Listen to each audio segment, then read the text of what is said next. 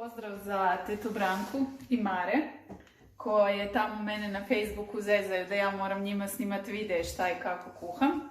A Zaksu je jako dosadno jer 4 dana ne ide na posao. Pa ćemo Zaks i ja danas napraviti punjena jaja. Znači, skuhali smo jaja, prerezat ćemo ih po dužini i onda ćemo izdubiti žumanjke.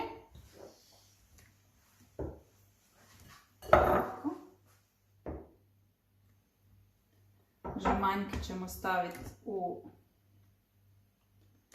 zdjelicu.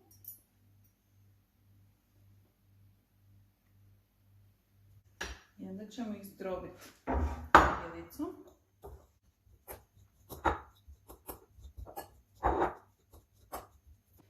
Dodat ćemo im mrvicu senfa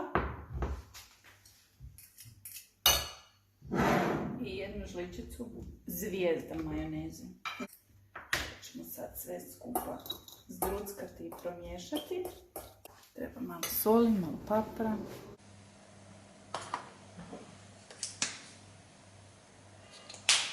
Dodat ćemo još malo majoneze. I dodat ćemo malo kuhane šunke. I sve skupa ćemo promiješati. Sad ćemo s tom smjesom napuniti ove bjelanjke.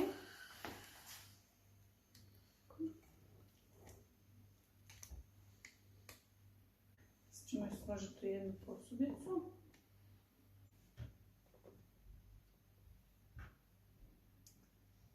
Ćemo dovršiti umak, uzet ćemo još jednu veću žlicu majoneze. Još samo malo senfa. Malo kiselog vrhnja sa začinima. Malo običnog. I jogurta.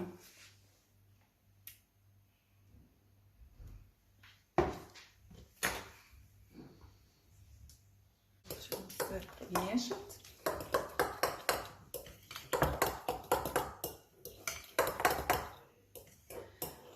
Bilo bi dobro unutra dodati malo zelenog dijela mladog luka, ali to nismo uspjeli kupiti. Pa ćemo samo još mrvicu posoliti, pobiberiti i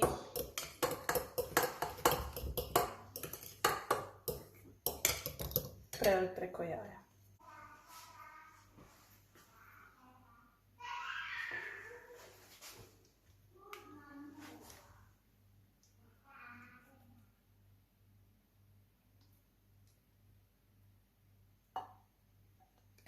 Stavite u frižider i za Uskrs imamo doručak. Teta Branka i Mare, očekujem da radite punjena jaja. Jasno?